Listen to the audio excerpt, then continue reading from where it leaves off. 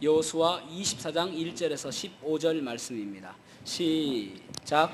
여호수아가 이스라엘 모든 지파를 세겜에 모으고 이스라엘 장로들과 그들의 수령들과 재판장들과 관리들을 부르매 그들이 하나님 앞에 나와 선지라.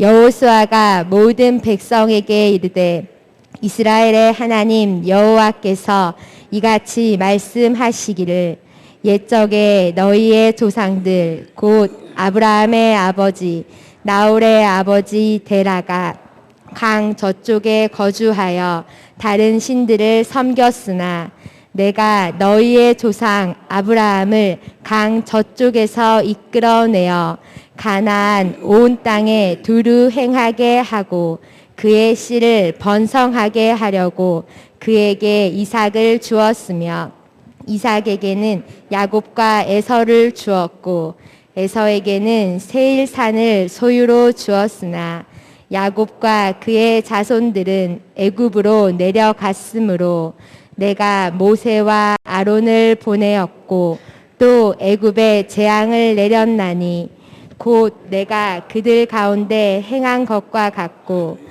그 후에 너희를 인도하여 내었노라.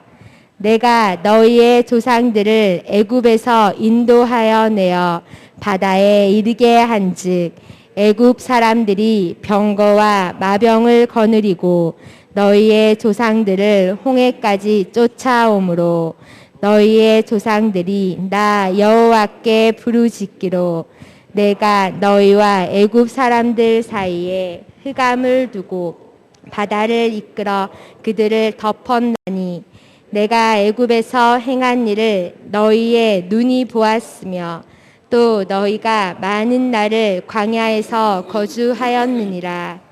내가 또 너희를 인도하여 요단 저쪽에 거주하는 아모리 족속의 땅으로 들어가게 하매 그들이 너희와 싸우기로 내가 그들을 너희 손에 넘겨주매 너희가 그 땅을 점령하였고 나는 그들을 너희 앞에서 멸절시켰으며 또한 모압 왕 십볼의 아들 발락이 일어나 이스라엘과 싸우더니 사람을 보내어 부올의 아들 발람을 불러다가 너희를 저주하게 하려 하였으나 내가 발람을 위해 듣기를 원하지 아니하였으므로 그가 오히려 너희를 축복하였고 나는 너희를 그의 손에서 건져내었으며 너희가 요단을 건너 여리고에 이른즉 여리고 주민들 곧 아모리 족속과 브리스 족속과 가나안 족속과 헷 족속과 기르가스 족속과 히위 족속과 여부스 족속이 너희와 싸우기로 내가 그들을 너희의 손에 넘겨 주었으며 내가 왕벌을 너희 앞에 보내어 그 아모리 족속의 두 왕을 너희 앞에서 쫓아내게 하였나니 너희의 칼이나 너희의 활로써 이같이 한 것이 아니며 내가 또 너희가 수고하지 아니한 땅과 너희가 건설하지 아니한 성읍들을 너희에게 주었더니 너희가 또 거주하며 너희는 또 너희가 심이 아니한 포도원과 감람원의 열매를 먹는다 하였습니다. 그러므로 이제는 여호와를 경외하며 온전함과 진실함으로 그를 섬기라. 너희의 조상들이 강 저쪽과 애굽에서 섬기던 신들을 치워버리고 여호와만 섬기라. 만일 여호와를 섬기는 것이 너희에게 좋지 않게 보이거든 너희 조상들이 강 저쪽에서 섬기던 신들이든지 또는 너희가 거주하는 땅에 있는 아모리 족속의 신들이든지 너희가 섬길 자를 오늘 택하라. 오늘 나 집은 여호와를 섬기겠노라 하니. 아멘. 아멘. 착석하시겠습니다. 국민일보 기자인 이태영 기자가 쓴 아직 끝나지 않았다라는 책이 있는데 거기에 이런 내용이 나옵니다. 한국에서 네팔로 한국 선교사 부부가 이제 선교를 하러 갔습니다. 그날도 이제 네팔인들에게 전도하러 2시간 갔다 왔는데, 갔다 와 보니까 집에 어린 두 자녀가 있었는데 난로가 넘어져 가지고 집에 불이 난 것입니다. 그래서 두 아이를 잃었습니다. 안타까운 일이죠. 놀러 간 것도 아니고 선교 사역하러 갔음에도 불구하고 이런 일을 당하게 된 것입니다. 그래서 이 선교사 부부가 하나님께 기도하기를, 하나님 왜 이런 일을 우리가 당하게 하십니까? 라고 기도를 하다가 그 뒤에 이제 어떤 기도를 하게 되었냐면은, 하나님 그래도 하나님께서 무엇인가 뜻이 있기에 이런 일이 있게 되었겠죠. 그런 기도를 하게 되어집니다. 자녀를 잃어버리니까 얼마나 낙심하겠습니까? 그래서 한국에 있는 네팔 선교회에서는 이제 귀국해라, 선교 사역은 더 하지 못할 것 같다라고 이야기했는데, 그분들이 우리는 더 계속 하나님께서 우리에게 주신 이 사명을 이곳에서 계속 감당하길 원합니다. 마치 바울 사도가 고백했던 것처럼 나의 달려갈 길과 주 예수께 받은 사명, 곧 하나님의 복음 증거하는 일을 마치려 하면은 나의 생명을 조금도 귀한 것으로 여기지 아니하노라 했던 것처럼 그곳에서 계속적으로 복음 증거하는 일을 감당하게 되어집니다. 여러분, 우리가 살다 보면은 우리가 원하지 않는 일을 더 만나게 되어집니다. 원하는 일보다도 어떻게 생각하면은 원하지 않는 일을 더 많이 경험하게 되어집니다. 때로는 그것이 슬프기도 하고, 때로는 그것이 어렵기도 하고, 때로는 그것이 고난 가운데 있기도 합니다. 그럴 때 우리는 어떻게 살아야 될까요? 믿음의 사람은 그런 어려운 가운데서 어떻게 반응해야 할까요? 오늘 본문의 말씀은 여호수아가 이제, 여호수아 하면은 군인 중에 군인이고 노장 중에 노장 아닙니까? 출애굽할 때부터 모세를 도와서 여러 일들을 경험했고, 또 하나님께서 약속하신 약속의 땅 가나안에 와서도 여러 전쟁들을 통해서 정복하고 승리하는 일을 했던 사람이었습니다. 그가 이제 노년에 와서 23장에 1차 유언적 설교를 하고 24장에 2차 유언적 설교를 하게 되어집니다. 우리가 읽었던 이 본문은 2차 유언적 설교입니다. 그러니까 1차적 그 설교에서는 이스라엘 백성들이 이제 7년 동안 그 가나안을 점령하고 나서 10여 년이 흘렀습니다. 그러니까 점점 해이해지고 믿음이 약해지는 그들을 향해서 하나님을 더 친근히 해라, 그리고 말씀대로 살아라, 말씀을 두려워해라, 그런 내용들을 가지고 23장에서 이야기했다면은 24장에서는 너희들이 이제는 어떠한 태도로 가지고 살아야 올바른 삶을 사는 것이다, 이것을 이야기하는 것입니다. 어떻게 살아야 하나님께서 기뻐하시는 삶을 사는 것이다 라는 것을 이야기하는 것입니다. 저와 여러분이 오늘 본문의 말씀을 가지고 우리가 어떻게 살아야 하나님께서 기뻐하실까, 그래서 태도가 중요합니다. 태도와 반응, 이런 것들이 중요한 것이죠. 그래서 태도가 중요합니다 라는 제목으로 말씀을 나누겠습니다. 첫 번째는 말씀에 대한 태도가 중요함을 알 수가 있습니다. 다시 한번요, 말씀에 대한 태도가 중요하다.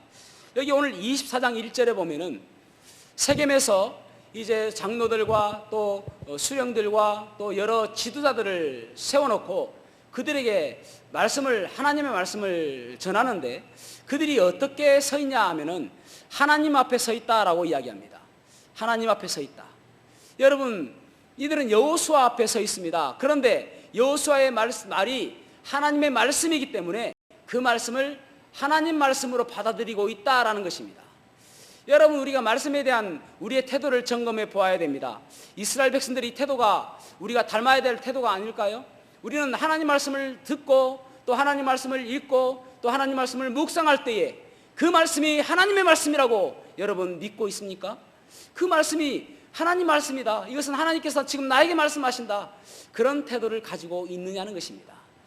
그저 활자로 바라보는 성경, 또 그저 목사의 말로 받아들이는 말, 그것이 아니라 하나님 말씀으로 받아들이고 있는가라는 것을 여러분 점검해 보아야 한다는 말입니다. 데살로니가전서 2장 13절에 보면은 데살로니가 사람들은 그 말씀에 대한 태도가 어땠는가를 말씀해 주고 있습니다.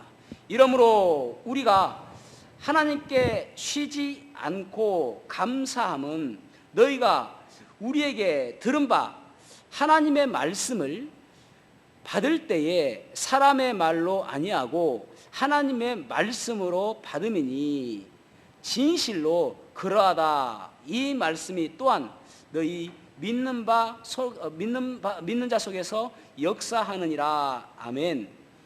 데살로니가 사람들은 하나님의 말씀을 받을 때에 진실로 그러하다라고 받았다는 말입니다. 무슨 말이죠? 아멘 하고 받았다는 것입니다. 아멘이 참 중요합니다, 여러분. 아멘은 내 믿음의 고백인 것입니다. 그냥 아멘은 내가 누구에게 들으라고 하는 것이 아니라 말씀을 들을 때마다 아멘 하는 것은 하나님, 제가 그 말씀을 믿습니다. 그 말씀이 내 삶 속에서 역사하기를 원합니다. 그 말씀이 내 삶 속에서 기적과 같은 일들을 나타나기를 원합니다. 예전에 그 살아계신 그 하나님께서 지금도 살아계심을 제가 믿습니다 라는 고백인 것입니다. 부흥하는 교회의 특징은 아멘을 잘합니다. 그래서 아멘을 잘해야 됩니다, 여러분. 아멘을 안 하면은 나 때문에 부흥 안 하는 거예요. 여기에 성도의 강함이 있는 것이죠. 성도의 강함은 다른 것에 있는 것이 아니라 말씀을 어떻게 받아들이느냐라는 것에 있는 것입니다. 데살로니가 교회는 하나님 말씀으로 받아들였고 진실로 그러하다라는 태도로 말씀을 받았다라고 말씀하고 있는 것입니다. 시편 119편 105절에 보면은 주의 말씀은 내 발의 등이요 내 길의 빛입니다 라고 고백했습니다. 주님의 말씀은 내 발의 등이다 라는 말은 영어 성경에서는 램프로 번역되어 있습니다. 오늘날로 치면 랜턴, 라이트 뭐 그런 것이라 할 수 있는 것이죠. 캄캄한 밤에서 어디로 가야 될지 가르쳐주는, 그래서 오늘날로 만약에 현대어 성경으로 만약에 번역한다면은 주님의 말씀은 내비게이션이다 라고 번역할 수가 있겠죠. 내비게이션이 없었을 때는 참 어디를 찾아갈 때 힘들었습니다. 그래서 저 같은 경우에는 예전에 운전할 때에 중간중간에 사람만 만나면 물어봤습니다. 이 길로 가는 게 맞습니까?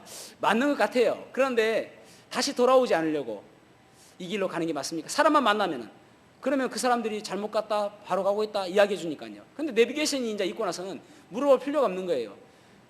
그냥 내비게이션에서 한 아줌마가 나타나가지고 오른쪽으로 가십시오, 왼쪽으로 가십시오. 기분 나쁘지 않아요. 아무리 이야기해도. 주님의 말씀은 내비게이션처럼 그렇다라는 것입니다. 운동 경기를 보면은 성경적인 운동 경기가 무엇인가라고 저에게 묻는다면은 저는 야구라고 이야기하고 싶습니다. 야구를 보면은요, 예를 들어서 어떤 선수가 안타를 치고 1루까지 갔습니다. 근데 1루에 가보니까 친구가 있어요. 그 1루 바로 옆에 관중석이 있지 않습니까? 그러면은 어떤 선수가 왔냐? 뭐 밥 먹었냐? 잘 지내냐? 너희 가족은 뭐 어떻게 잘 지내냐? 물어보는 사람 한 명도 못 봤습니다. 그렇죠? 그의 시선은 어디를 향하고 있냐면은, 저는 운동 경기 중에서 제일 바쁜 그 감독이 야구 감독 같아요. 야구 감독은 코 만지고 입 만지고 귀 만지고 얼마나 바쁜지 모릅니다. 그래서 그 1루 주자는 항상 감독만 바라보고 있습니다. 그러면 감독이 뛰어라, 멈춰라, 또 도루해라, 히트앤런이다, 뭐 여러 가지 주문을 합니다. 그러면 감독의 사인에 딱 맞춥니다. 그래서 뛰라고 하면 뛰고, 달리지 말라면 달리지 말고, 3루 가다가 돌아서 내가 볼 때는 분명히 홈까지 갈 수 있어요. 그럼에도 불구하고 주루 플레이하는 코치가 있습니다. 그래서 멈추라고 쓰라고 합니다. 아니 내가 볼 때는 갈 수 있거든요. 아니 갈 수 있어라고 가는 사람 한 번도 못 봤습니다. 그대로 멈추거든요. 갈 수 있는 것 같아도 주루 플레이 코치의 말에 그 말 듣고 멈추는 것입니다. 여러분, 그것이 바로 성경적이죠. 가라고 하면 가고, 주님께서 멈추라고 하면 멈추고, 그것입니다. 또 이제 성경적인 것이 또 하나가 있는데, 희생이라는 것이 있죠. 희생 번트가 있고 희생 플라이가 있습니다. 희생 번트라는 것은 어쨌든 나는 죽고 주자는 살려야 되는 것입니다. 그래서 희생 번트는 내 죽을게 니 살아라, 이건 내 죽을게 니 살아라. 그래서 희생펀드를 제일 잘하는 사람은 어디로 공을 보내냐면은 일루 쪽으로 보냅니다. 괜히 뭐 이루나 아니 투수 쪽이나 또 3루 쪽으로 보내면은 주자가 죽기 때문에 그 사람은 실패한 거나 마찬가지입니다. 일루 쪽으로 보내서 내가 죽어야 되거든요. 그래야 주자가 사니까. 그리고 희생플라이는 어쨌든 멀리 쳐야 되거든요. 그래야 공 잡으면 뛰니까. 그래서 이게 희생한다는 그 마음이 야구에는 있는데 우리가 예수님께서 죽으시면서 우리가 살지 않습니까? 똑같은 것이죠. 여러분, 말씀을 우리가 받으면서 항상 그 말씀에 무게중심을 두고 내가 어떻게 살기를 원하십니까? 하나님께서는 어떻게 하기를 원하십니까? 라고 물어오면서 말씀을 받아들이는 것입니다. 왜냐하면 그것은 사람의 말이 아니라 하나님의 말씀이기 때문에 그렇습니다. 사도행전 17장에 보면은 이제 사도 바울이 2차 전도여행을 할 때에 그 마게도냐 지역에서 폭동이 나잖아요. 마게도냐 지역에 처음으로 갔던 곳이 빌립보거든요. 빌립보 맞죠? 빌립보 가가지고 빌립보에서 루디아를 만나잖아요. 그곳에서 폭동이 나가지고 데살로니가로 갑니다. 데살로니가에서 또 폭동이 나요. 그래서 베레아로 갑니다. 우리가 잘 아는 많이 들었던 사복음서에 나왔던 것은 베레아이고 베레아는 요단 동편에 있는 곳. 그것이 베레아이고 여기 마게도냐 지역은 베로야입니다. 베로야. 그곳으로 가잖아요. 근데 그곳에 보니까 어떻게 말씀하고 있냐면 베레아에 있는 사람들은 데살로니가에 있는 사람들보다 더 너그러워서 예전 성경에서는 신사적이어서 그렇게 번역하고 있습니다. 더 너그러워서 간절한 마음으로 말씀을 받고 이것이 그러한가 하여 날마다 성경을 상고함으로 그렇게 말씀하고 있습니다. 그러니까 간절함으로 말씀을 받았다는 것입니다. 베레아 사람들은 더 너그러워서. 그래서 그 가운데서 헬라인들, 고위층에 있는 사람들, 그 사람들이 많이 전도를 받고 구원받았다라고 말씀하고 있는 것입니다. 여러분, 우리에게 말씀을 향한 간절함이 있어야 됩니다. 말씀을 듣고 싶어하는 간절함. 우리가 지금은 말씀을 잘 듣고 있지만은 어느 순간인가 참 예배도 자유롭게 못 올 수도 있고 그러지 않습니까? 오늘도 참 우리가 실시간으로 예배를 하는 사람도 있거든요. 어떤 사람은 병원에 있어서 예배를 못 하기 때문에 실시간으로 들을 수밖에 없다는 안타까움을 제가 들었고, 또 어떤 사람은 이제 코로나 때문에 자가 격리를 해야 될 그것 때문에 못 오는 사람들도 있고, 그런 것을 바라보면서 교회가 예배에 오는 것이 얼마나 중요한가, 그런 마음이 있는 것이거든요. 예배에 대한 간절한 마음, 우리가 이 예배에 대한 간절한 마음이 있어야 됩니다. 그러니까 미국에서 부흥하는 교회를 이렇게 통계를 내보니까 부흥하는 교회의 특징이 무엇이냐면은, 물론 부흥하는 교회는 말씀이 살아있고 구원받고 또 복음이 선포되어지고 그런 것들이 기본적인 것인데, 부흥하는 교회의 표면적인 것들이 어떤 것이 나타나냐면은 매 예배의 인원이 동일하다는 것입니다. 거의. 그러니까 우리가 생각할 때 주일 낮 예배, 오후 예배, 수요 예배, 이 모든 예배가 참석하는 숫자가 거의 비슷하다는 것입니다. 우리도 가능성이 있죠? 그렇잖아요. 아멘. 가능성이 있으면 있는 거잖아요. 예. 예. 예배를 사모하는 마음. 금요일 날 이제 중학교 올라오는, 초등학교에서 중학교 올라오는 아이들, 그 아이들한테 제가 물어봤어요. 말씀이 들리드나 이해가 되드나. 근데 의외로요, 그 아이들이 귀에 쏙쏙 들어옵니다. 그래. 잘 들린다는 것입니다. 얼마나 감사한지 몰라요. 지겹진 않더나 그럴까 걱정했는데 말씀이 쏙쏙 들어온다고. 그래서 얼마나 감사한지 모르겠습니다. 여러분, 오늘날 그리스도인들이 힘을 잃어가는 이유가 무엇인가? 죄송합니다. 다른 표현 해볼게요. 헛믿는 사람들이 있는 이유가 무엇인가? 말씀이 귀에 들리지 않기 때문에 그렇습니다. 말씀을 간절한 마음으로 사모하지 않기 때문에 그렇습니다. 예배를 귀하게 여기지 않기 때문에 그렇습니다. 여러분, 우리가 흔히 참 주님은 나의 첫 번째입니다, 그렇게 고백하지 않습니까? 나 주님은 나의 첫 번째입니다. 나 무엇과도 주님과 바꾸지 않으리 라고 찬양하지 않습니까? 주님은 나의 첫 번째입니다. 그런데 정말 주님 첫 번째입니까? 많은 사람들이 주님을 세 번째로 둬요. 첫 번째는 내가 하고 싶은 일이 첫 번째로 두는 사람들이 있습니다. 하고 싶은 일. 그렇죠. 그래서 믿음과 그 하고 싶은 일이 충돌될 때에 믿음을 버리는 것입니다. 오늘 코로나 때문에 교회 성도들의 20%가 교회를 떠났다고 그러죠. 엄청난 숫자입니다. 100명 가운데 20명이 교회를 떠났다는 것입니다. 왜 그렇습니까? 말씀을 사모하는 마음이었기 때문에, 주님이 세 번째이기 때문에. 더 충격적인 이야기 해볼까요? 20대 청년들한테, 교회 다니는 청년들입니다.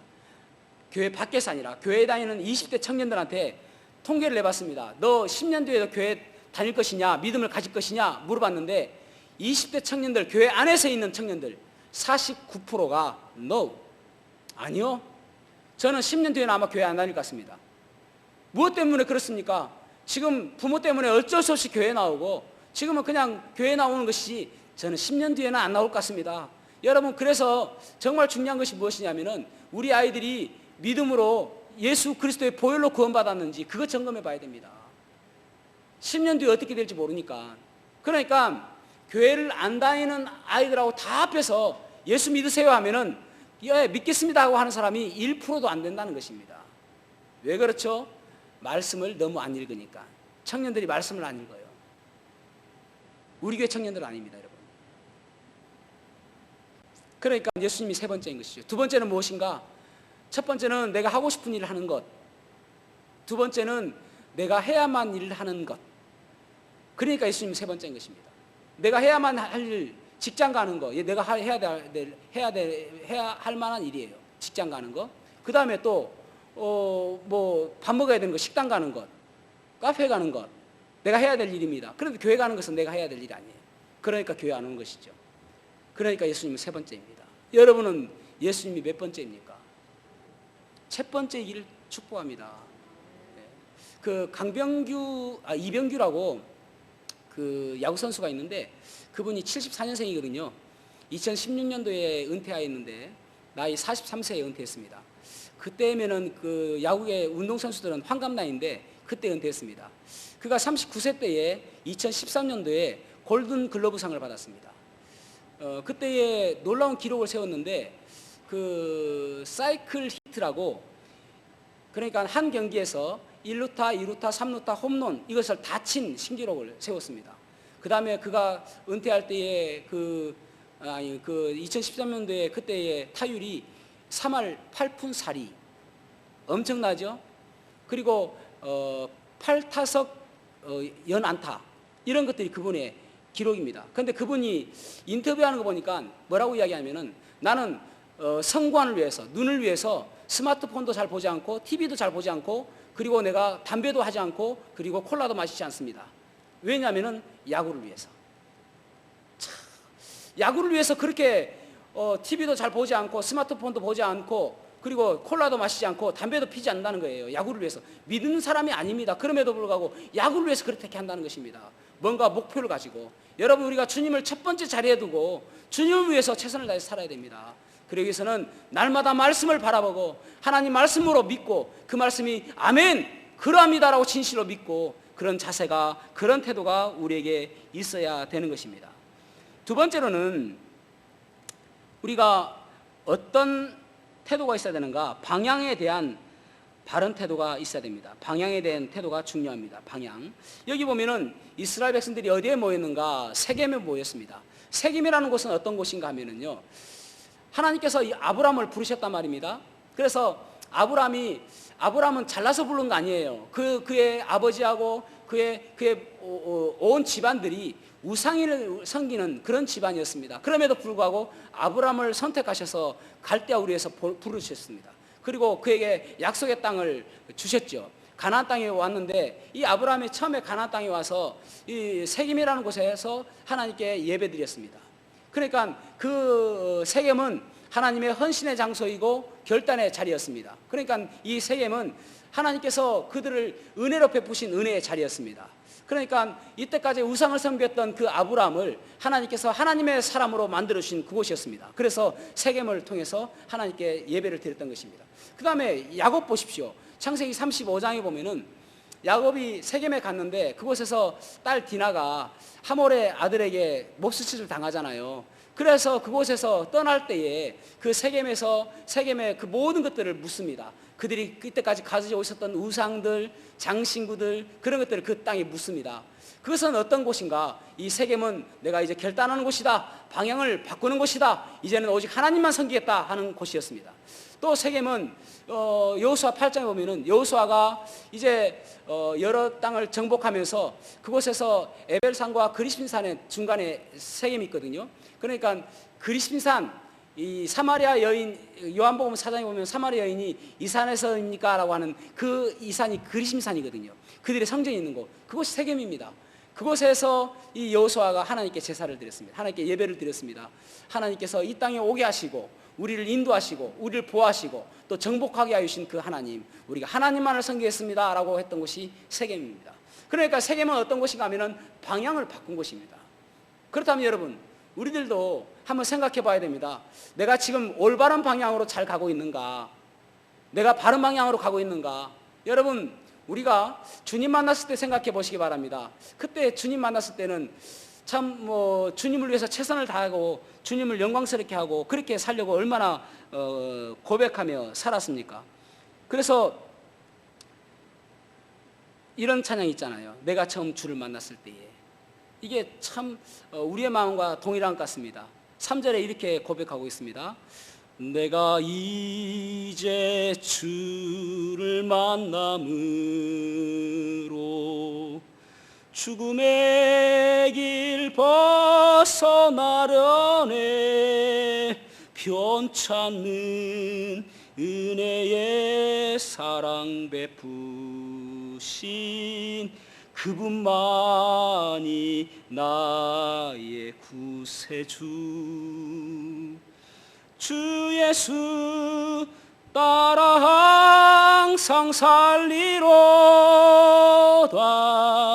십자가 지고 따라가려네.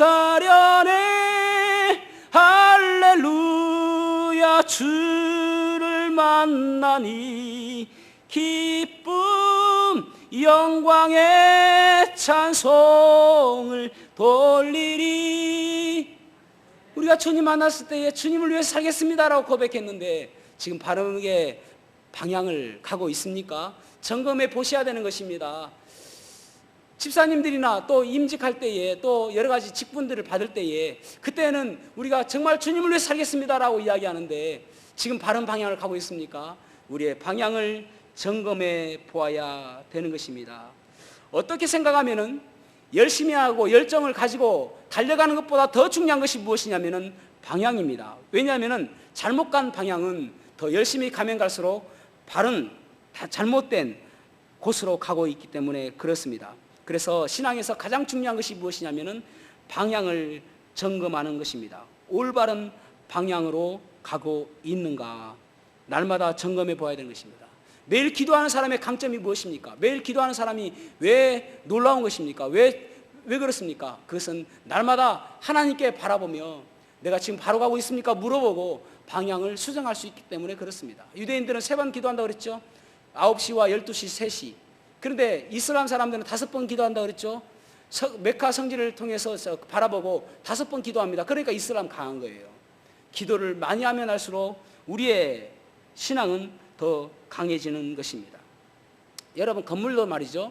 5층, 6층 이런 건물들은 이것이 수직인가, 올바로 똑바로 세워지고 있는가, 이것을 체크하는 것은 무엇이냐면 다림줄입니다. 줄을 달아놓고 그리고 위에 못을 꼽아가지고 벽돌을 쌓습니다. 그래서 올바로 가고 있는지 보는 거예요.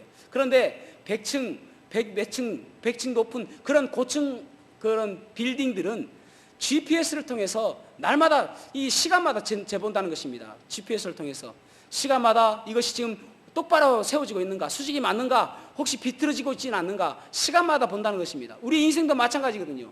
우리가 날마다 우리 볼품없는, 별 볼 일 없는 그냥 평범한 인생들은 기도하지 않아도 상관없습니다. 그냥 육안으로 바라보는 것처럼 살아가면 되는 것이죠. 그러나 놀랍게 쓰임받을 수 있는 100층과 같은 높은 건물과 같은 그런 위대한 사람이 되기 위해서는 날마다 하나님과 교통하고 소통하고 하나님 뜻을 바라보며 우리의 뜻을 바라봐야 되는 거예요. 그럴 때에 내가 지금 바로 가고 있는지를 알 수가 있는 것입니다. 그래서 잘못되고 있으면 돌이키는 것이죠. 그것을 우리는 회개라고 이야기하는 것입니다.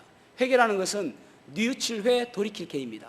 뉘우치고 돌이키는 것. 여러분, 베드로와 가룟유다를 바라보면은 베드로와 가룟유다 중에 누가 더 악합니까? 가룟유다는 임신매매범이고 베드로는 3번 부인했습니다. 누가 더 악하죠? 왜 지옥 갔죠? 여러분, 누가 더 악한 것이 문제가 아니라 얼마나 큰 죄를 저질렀느냐가 중요한 것이 아니라 돌이켰느냐가 중요한 것입니다. 베드로는 통곡하고 돌이켰기 때문에 하나님의 위대한 사도가 되었는가 하면 가룟유다는 돌이키지 않았고 죽었기 때문에 그는 지옥에 간 것입니다. 여러분, 우리가 얼마나 죄를 많이 저질렀느냐가 중요한 게 아니에요. 얼마나 우리가 악한 사람인가가 중요한 것이 아니라 돌이키고 하나님께서 원하시는 길로 가는 것, 그것이 중요한 것입니다. 여러분, 우리 아이들 바라보십시오. 우리 아이들 바라보면서 얼마나 공부를 잘하느냐. 하나님, 이 아이가 공부 잘할 수 있도록 도와주시고 지혜롭게 해주시고 이 아이가 머리가 될지언정 꼬리가 되지 않도록 도와주십시오. 그런 기보다도 더 중요한 것이 무엇이냐면은 내 아이가 구원받아서 예수 그리스도의 보혈로 구원받아서 올바른 방향으로 가고 있는지 그것을 바라보는 것이 더 중요한 것입니다.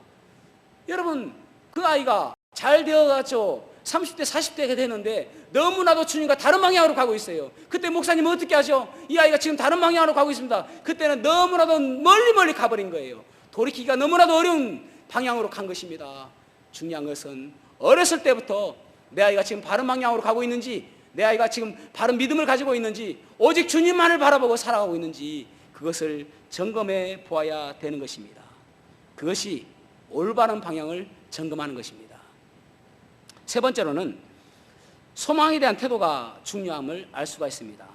다시 말해서 씨를 바라보는 눈이 있어야 된단 말입니다. 자, 24장 3절 말씀을 같이 읽어보겠습니다. 24장 3절 시작. 내가 너희의 조상 아브라함을 강 저쪽에서 이끌어내어 가나안 온 땅에 두루 행하게 하고 그의 씨를 번성하게 하려고 그에게 이삭을 주었으며. 아멘. 아멘. 지금 아브라함에게 하나님께서 놀라운 축복을 해주셨습니다. 그런데 아브라함에게 많은 것을 주신 것이 아니라 씨앗 하나를 줬단 말입니다. 그 씨앗을 통해서 하나님께서 일하시고 역사하신다는 말씀입니다. 창세기 13장에 보면은 아브라함을 통해서 뭐라고 말씀하시냐면은 땅에 티끌같이 해주겠다. 너희 자손들이 땅에 티끌같이 해주겠다라고 말씀하십니다. 창세기 15장에 보면은 아브라함에게 또 말씀하시기를 저 하늘을 봐라. 저 묵배를 셀 수 있느냐. 너희 자손들이 그렇게 될 것이다 라고 이야기해 주십니다. 그런데 아브라함은 100세가 되었을 때에 꼴랑, 딸랑, 이삭 하나 주셨습니다. 아니, 그 정도 묵배를 셀 수 없게 할 것 같으면 적어도 한 100명은 줘야 되지 않겠습니까? 그런데 딸랑 하나를 주었단 말입니다. 하나님께서는 한꺼번에 주시지 않습니다. 이삭 씨 하나를 통해서 하나님의 가능하심, 하나님의 역사를 바라보는 눈이 있기를 원하시는 것입니다. 그래서 우리가 이 땅에 살아가면서도 기적으로 살아야 될 것이 아니라 날마다 십자가의 능력으로 살아가야 되는 것입니다. 신혼부부가 하나님께 기도합니다. 하나님, 저희에게 이쁜 자녀 하나 주십시오 라고 기도했는데 하나님께서 그래, 내가 이쁜 자녀 줄게 해가지고 20세 된 아들을 딱 던져주며 얘다, 이거 네 아들이다 아버지 하면은 신혼부부가 얼마나 좋겠습니까? 그런데 하나님께서는 그렇게 주시지 아니하시고 이티 같은 갓난아이 하나 줍니다. 배볼록하고 하나도 이쁘지 않는, 머리카락은 하나도 없는 그런 아이를 줍니다. 점점 한 2개월 정도 되어져야 아이가 아이 같고 이뻐집니다. 아니, 부모의 눈 말고 다른 사람의 눈에 이뻐야 이쁜 것입니다. 부모는 태어날 때부터 이쁘죠. 그래서 주관적 시각이 아니라 객관적 시각으로 바라봤을 때에 2, 3개월 되어져야 이쁘다라는 말입니다. 시 자체가 아름답지는 않습니다. 그럼에도 불구하고 하나님께서는 씨앗을 주시며 이것을 바라보고 소망을 가져라 라고 말씀하시는 것입니다. 지금 여호수아가 백성들에게 하는 이야기도 무엇인가 하면은 너희들 자꾸 눈에 보이는 것 바라보고 살아가려고 하는데 그거 눈에 보이는 거 살아가지 말고 하나님께서 너희들에게 베푸신 은혜 그리고 약속, 그것 바라보고 하루하루 살아가라. 그렇게 말씀하십니다. 그래서 여러분, 우리가 기도하는 이유가 무엇인가 하면은 씨 붙들기 위해서 기도하는 것입니다. 지금 이루어진 거 없지만은 하나님께서 나에게 약속하신 그 씨 붙들기 위해서 기도하는 것입니다. 우리가 왜 예배하는지 아십니까? 씨 보기 위해서 예배하는 것입니다. 예배를 통해서 하나님께서 나에게 약속하신 그 씨, 그 비전, 그 꿈을 보기 위해서 예배하는 것입니다. 예배를 통해서 하나님, 내가 그 꿈 바라볼 수 있도록 도와주십시오. 그렇게 기도하셔야 되는 것입니다. 그럴 때 하나님께서 우리에게 씨앗을 주시는 것입니다. 여기 야곱을 에서는 다른 곳에 가게 하고 야곱은 애굽으로 가게 했다라고 말씀하고 있습니다. 여러분, 야곱 보십시오. 야곱은 애굽으로 갔을 때 70명 데리고 갔습니다. 그리고 출애굽할 때는 그들이 몇 명을 했습니까? 뭐 장정만 60만이니까 약 200에서 300만 원 된다고 학자들이 이야기하거든요. 민족을 이루어서 출애굽하게 해주시는 것입니다. 당장은 이삭밖에 없었는데 지금은 출애굽할 때만 해도 200만 그렇게 되어지는 것 아닙니까? 결국은 이삭의 씨를 통해서 하나님께서는 역사하시는 것입니다. 그래서 여러분, 우리가 기도할 때에 하나님, 한판승 같은 그런 기적 같은 일을 나에게 주십시오라고 할 것이 아니라 하나님께서 베푸신 그 하나의 씨앗, 그 씨앗을 바라보고 하나님께서 이루실 것 바라보고 기도하시는 모습이 더 중요한 것입니다. 여러분, 어느 날 갑자기 이루어지는 게 아니에요. 어느 날 갑자기 큰 거 주는 것이 아닙니다. 그 씨앗 바라보고 감사할 때에 그 씨앗이 점점 뿌리를 내리고 그리고 싹이 돋고 그리고 나무가 되어져서 열매를 맺는 것입니다. 열왕기상 18장 보십시오. 엘리야가 이제 바알과 아세라 그 선지자들과 싸워서 850명과 싸워서 이기지 않습니까? 그래서 그들을 다 죽이고 그리고 산 높이 가서 사환을 데리고 가서 그리고 이제 하나님께 기도합니다. 3년 6개월 동안 내리지 않았던 이곳에 하나님, 비를 내려주십시오라고 기도합니다. 그런데 사환에게 가서 물어봅니다. 사환, 저기 가서 저 바다 끝에 구름이 보이는지 보고 와라. 사환이 가서 눈을 씻고 바라봐도 구름 한 점 보이지 않는 것입니다. 보이지 않습니다. 그러자 또 기도하고 또 가봐라. 또 가봤는데 또 보이지 않습니다. 또 기도하고 또 가봐라. 또 갔는데 보이지 않습니다. 또 기도하고 또 가봐라. 또 갔는데 보이지 않습니다. 4번 했습니다. 헤아리셔야 돼요. 제가 헤아리면서 사니까 또 가봐라 5번 보이지 않습니다. 또 가봐라 6번 보이지 않습니다. 7번째 갔을 때 또 가봐라. 선생님, 손바닥만한 구름 조그만한 거 하나 보입니다. 그러자 이 엘리야가 됐다, 이제 내려가자.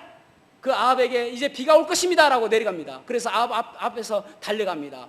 그런데 그 조그마한 손바닥만한 구름이 어느새 먹구름이 되어지고 어느새 비구름이 되어지고 그래서 그 3년 6개월 동안 완전 말랐던 그 바닥에 비가 내리기 시작한 것입니다. 여러분, 우리는 그 손바닥만한 그 구름 바라봐야 되는 것입니다. 손바닥만한 그 구름이 결국 먹구름이 될 것이고 비구름이 될 것이기에 그 손바닥만 바라보는 눈만 있다면 하나님께서 그 손바닥을 통해서 그 손바닥만한 구름을 통해서 먹구름을 일게 해주시는 것입니다.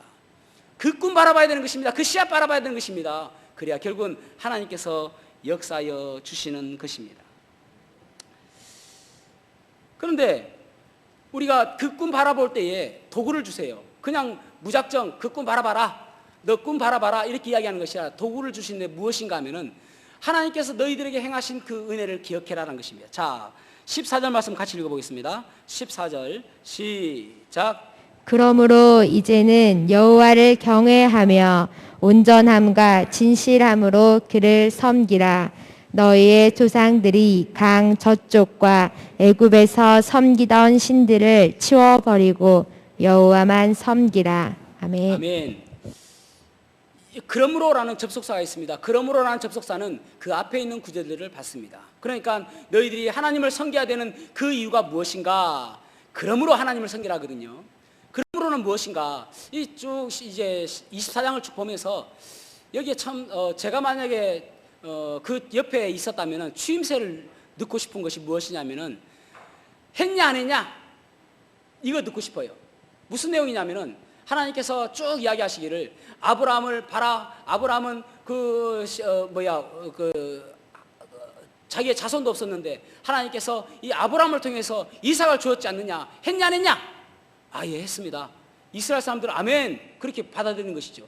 그 다음에 아브라함 위에 야곱을 통해서 이 애굽으로 보냈는데 애굽에서 이제 어느 순간에 뭡니까 많은 고통 가운데 있게 되지 않습니까? 그러니까 이 하나님께서 그들에게 장자를 멸하는 그 재앙까지 내리면서 그들을 구출해냈다. 너희들을 구원해냈지 않느냐? 그 하나님이 나다 했냐 안 했냐? 아, 했습니다. 그리고 그들을 이제 이끌어내다가 보니까 바다 앞에 왔는데 바다 앞에 오니까 꽉 막혀 있고 그런데 거기 애굽 사람들이 따라왔지 않느냐? 그래서 애굽 사람들을 바닷물로 다 덮었지 않았느냐? 했냐 안 했냐? 했습니다. 그리고 이 이스라엘 사람들을 광야로 이끌으셔서 40년 동안 먼 기간 동안 그들을 먹여 살리고 그렇게 했냐 안 했냐? 했습니다. 그리고 발람을 통해서 그들을 저주하려고 했는데 발람을 저주하려고 하면 축복이 나오게 했냐 안 했냐? 했습니다. 그리고 그들을 이제 약속의 땅 가나안으로 이끌어서 여리고 성을 멸하게 하고 그 여러 7 족속이 있었는데 그 7 족속들을 다 멸하게 했냐 안 했냐? 했습니다. 이거거든요. 여러분 우리도 마찬가지입니다. 하나님께서 우리에게 베푸신 은혜가 얼마나 큰가 날마다 묵상해 봐야 됩니다. 그래서 힘들고 어려울 때마다 그 하나님께서 나에게 베푸신 은혜가 얼마나 큰지를 끄집어내어서 그래서 그 신실하신 하나님께서 여러분 작년 한 해 동안 우리가 힘들었지 않습니까? 그럼에도 불구하고 지금 이렇게 살아있잖아요. 코로나도 걸리지 않고 살아있잖아요. 우리 교회는 코로나 걸린 사람이 없어가지고 엄대성 목사님이 코로나 걸려가지고 코로나도 걸리지 않았잖아요. 나 걸렸는데 할 것 같아요. 우리는 하여튼 안 걸렸으니까 코로나도 걸리지 않고 우리가 이렇게 살아왔지 않습니까? 했냐 안 했냐? 했습니다. 하나님 그거 끄집어내고 살아가는 거예요. 여러분 참 우리가 인생을 통해서 봤을 때도 하나님은 언제나 우리가 신실하게 우리에게 역사하여 주셨지 않습니까? 그 하나님께서 우리를 지켜주셨지 않습니까? 그거 바라볼 때에 우리가 그 은혜를 생각하고 감사하는 것입니다. 그러면은 우리가 우리의 이 올 한 해에도 어려운 일을 만난다더라도 하나님께서 작년에도 지켜주시는데 이스라엘 백성들을 지켜주시고 인도하시고 보호하여 주셨던 것처럼 올 한 해도 우리를 보호하시고 인도하시고 지켜주실 것이라는 그 믿음으로 살아가는 것입니다. 존 뉴턴이 그랬다지 않습니까? 뉴턴에게 물어봤습니다.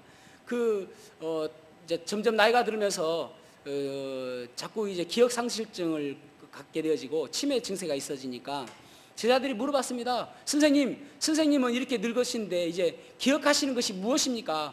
그분이 만류 인력의 법칙을 발견한 사람이거든요. 그래서 기억하시는 것이 무엇입니까? 라고 물어보니까 그분이 이야기하기를 나는 아무것도 기억하지 않아도 된다. 단지 예수님께서 나의 죄를 위해서 십자가에 달려 돌아가신 것 그것만 나는 기억하면 된다라고 했단 말이에요. 여러분 다른 거 아무것도 기억하지 않아도 하나님께서 나를 베푸신 은혜가 무엇인지 그것만 기억하면 되는 것입니다. 그러면 우리가 이 땅에 살아가면서 때로 힘들어도 우리가 그 은혜로 살아갈 수가 있는 것입니다. 90세 된 할머니가 어느 날 동창회 갔다고 합니다. 동창회 갔는데 친구들하고 막 이야기하다가 이 90세 된 할머니가 뭐라고 이야기하냐면 야 우리 오랜만에 모였는데 교가 한번 부르자라고 했습니다. 그러니까 이 다른 할머니들이 아니 무슨 교가 아직까지 기억해? 하니까 알지 기억하지. 야 대단하다 야 너 한번 불러봐. 그러니까 그 90세 된 할머니가 일어나가지고 동해물과 백두산이 마르고 닳도록 하니까 친구들이 우와 너 진짜 대단하다 야 학교 다닐 때도 그렇게 똑똑하더만 공부도 잘하더만은 아직까지 교가를 기억하고 그래서 집에 와가지고 할아버지한테 여보 내가 오늘 동창회 가지고 이거 친구들이 말해 교가도 몰라가지고 내가 교가 한번 불렀더만 애들이 놀래더라고. 할아버지가 그래? 뭔데 한번 불러봐요. 그러니까 또 일어나가지고 동해물과 백두산이 할아버지가 마르고 닳도록 야 우리 같은 학교 나왔나? 여러분 교가 다 기억하지 못해도 괜찮습니다. 여러분 생각하는 거 다 기억하지 몰라도 괜찮습니다. 주님께서 나에게 베푸신 은혜가 얼마나 큰지 그거 생각하며 살아가는 것이죠. 그러면 이 땅에 살아가면서 그 어떤 마귀가 우리를 공격해와도 무너지지 않는 것입니다. 아무리 큰 소리치고 나는 뭐 그리스도인이다 큰 소리치고 나는 뭐 훌륭한 사람이다 라고 큰 소리치고 나는 믿음이 좋은 사람이다 큰 소리치고 그런 거 아무 상관없습니다. 큰 소리칠 게 아니라 내가 말씀에 대해서 올바른 반응을 가지고 있고 방향이 올바른 태도를 가지고 있고 또 소망에 대한 올바른 태도만 가지고 있으면은 우리는 신실한 그리스도인에서 승리할 수가 있는 것입니다. 어떤 한 그 교육의리가 있었는데 연못가에서 개구리가 살았습니다. 근데 자기의 이 자부심이 뭐냐면은 나는 이 세상에서 가장 입이 큰 개구리야. 입이 큰 것에 대해서 자부심이 엄청 대단한 것입니다. 그래가지고 이제 하루는 이제 길을 나섰는데 목욕탕에 딱 보니까 목욕탕 밖에 뭐라고 붙어 있냐면은 입 작은 동물이 입 큰 동물을 등을 밀어줘야 됩니다. 이렇게 적어놓은 거예요. 입 작은 동물이 입 큰 동물의 등을 밀어줘야 됩니다. 기회 같잖아요. 잘 됐다 해가지고 그 목욕탕에 문을 딱 밀고 들어갔습니다. 그래서 이제 딱 보니까 뭐 대부분 입이 작아요. 야, 내가 등을 좀 밀으라 해야 되겠다 했는데 저 앞에 자기를 부르는 개구리가 있어요. 보니까 자기보다 입이 커요. 불러가지고 등 밀어라. 아이고, 이제 입이 작으니까 어쩔 수 없이 등을 밀어준 것입니다. 땀을 뻘뻘 흘리면서 등을 밀어줬어요. 나오면서 얼마나 분이 나는지, 야, 내가 입이 제일 큰 줄 알았는데 나보다 입 큰 개구리가 있는 줄 몰랐다. 그래서 성형외과에 갔습니다. 내가 반드시 내 등을 누구인가 밀게 하고 말겠다. 그래서 성형외과 가지고 입을 좀 찢어달라 했습니다. 그래서 입을 크게 찢었습니다. 그래가지고 그 다음날 다시 목욕탕에 딱 갔습니다. 어깨를 쫙 펴고 입을 딸싹딸싹거리면서 가보았습니다. 그래서 저 앞에 딱 들어갔는데 어두컴컴이 잘 안 보이던데 저 앞에 자기를 불러요. 가보니까 하마가 있네. 아이고, 또 등을, 그 하마의 그 넓은 등을 또 밀어주고 왔습니다. 이 개구리가 얼마나 등을 밀어주려 힘들겠습니까? 야, 진짜 이러다가 내가 못 살겠다, 분이 나가지고. 그래서 이제 다시 성형외과 갔습니다. 입을 좀 더 찢어주십시오. 그래서 입을 이제는 머리까지 막 찢어가지고, 그래가지고 그 다음날 딱 갔습니다. 이제는 뭐 하마도 안 돼, 나한테. 이제 나를 이길 사람은, 이길 동물은 없을 거야. 그래서 어깨를 더 펴고 들어갔는데 까무라칠 뻔했습니다. 악어가 있는 거예요. 손짓하는 거예요. 빨리 온나. 또 악어의 그 거칠거칠한 등을 밀어주고, 야, 이렇게 내가 살 수 있을까. 그래서 다시 성형외과 갔습니다. 성형외과 의사 선생님이 하는 이야기가 더 입을 크게 자르면은 하루밖에 못 삽니다. 그래도 나는 폼생폼사라고 내가 한 번은 내가 등을 밀고 내가 죽어야 되겠다. 어차피 한 번 사는 인생인데 개생인가? 그래서 입을 더 크게 찢어달라 했습니다. 그래서 입을 더 크게 찢어가지고 이 세상에 존재하는 그 어떤 동물도 나를 이기지 못할 거야 하는 마음으로 그 다음날 가봤습니다. 그런데 기절했습니다. 왜냐하면 그 앞에 뭐가 붙었는데 금일 휴업.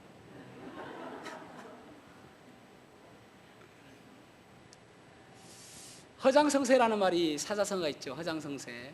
그 말은 내가 가지고 있는 것보다도 더 큰 것인 것처럼 자랑하는 것입니다. 그것을 두자로 허세라고 이야기합니다. 여러분, 우리가 아무것도 없음에도 불구하고 큰 소리 치는 것이 중요한 것이 아니라 내가 믿음의 사람으로서 올바른 그리스도인에서 힘 있는 강한 그리스도인인가 날마다 생각해 보아야 되는 것입니다. 그것은 말씀에서 강함이 있고 또 방향에서 강함이 있고 소망에서 강함이 있는 것입니다. 저와 여러분이 말씀의 태도 다시 한번 점검해보고 내가 바르게 방향을 가고 있는지 점검해보고 그리고 내가 날마다 그 주님께서 주신 그 씨 그것을 향해서 바라보고 소망 가운데 살고 있는지 점검하는 귀한 시간이 되시기를 주님의 이름으로 축복합니다. 기도하시겠습니다.